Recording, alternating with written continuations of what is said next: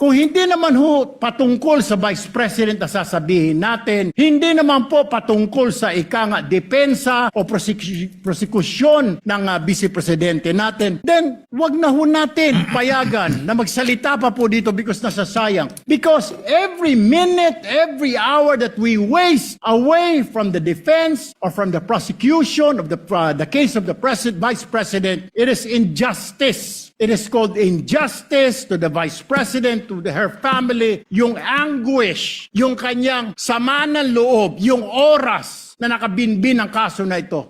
Aming mga kasama, ako po'y humihingi ng paumanhin sapagkat dito pong nakaraang linggo, lumabas po sa mga balita na may aligasyon na ako daw po ay hindi sumusunod sa batas. Ito po ay nakalulungkot para sa isang senador, sa isang senator judge, ang masabihan na hindi sumusunod sa batas. Samantalang nung tayo po ay merong mahal na saksi dito, pinaalala po natin sa kanya na harapin ang batas. Noong nakaraang linggo, ang atin pong kaibigan na ombudsman, ang sinabi po ng mahal na ombudsman na ako daw po ay hindi sumunod sa kanilang pasabi na mag-file ng aking counter affidavit. Nakakalungkot po ito sapagkat hindi po ito totoo. Inaamin ko po sa inyo, kung ICC lang, hindi po talaga ako susunod. Hindi ako magpapasakop sa ICC. Pero dahil ginagalang ko po ang ombudsman, dahil siya po ay aking kaibigan na itinuturing, dahil nagkaroon na po kami ng napakahabang kwentuhan sa aking opisina nung siya po ay kalihim ng hustisya, nag-file po kami.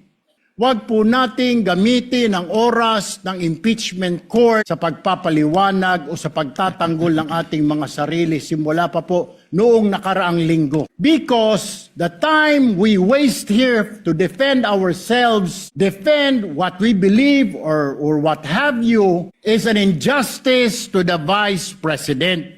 Yung oras po na ito dapat ilaan natin sa pakikinig sa depensa ng Vice Presidente, sa mga akusasyon laban sa Vice Presidente, hindi po pagdidepensa sa mga sarili natin kung tayo inaakusahan ng kung anong mga ahensya, kung tayo po ay may mga kaso, may mga investigasyon.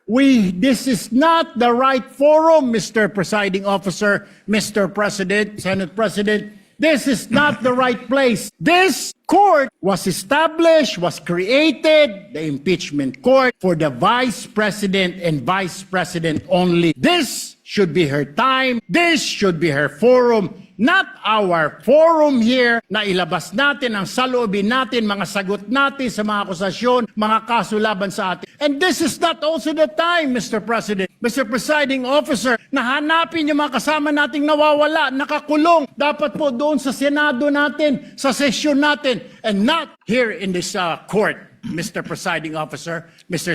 Senate President. Kaya pakiusap ko lamang po sana sa ating mahal na Presiding Officer and Senate President, let us follow the rules. May rules ho tayo. Kung hindi naman ho patungkol sa Vice President na sasabihin natin, hindi naman po patungkol sa depensa o prosekusyon ng Vice Presidente natin, then wag na ho natin payagan na magsalita pa po dito because nasasayang. Because every minute, every hour that we waste away from the defense or from the prosecution of the case of the Vice President, it is injustice. It is called injustice to the Vice President, to her family, yung anguish, yung kanyang sama ng loob, yung oras na nakabinbin ang kaso na ito.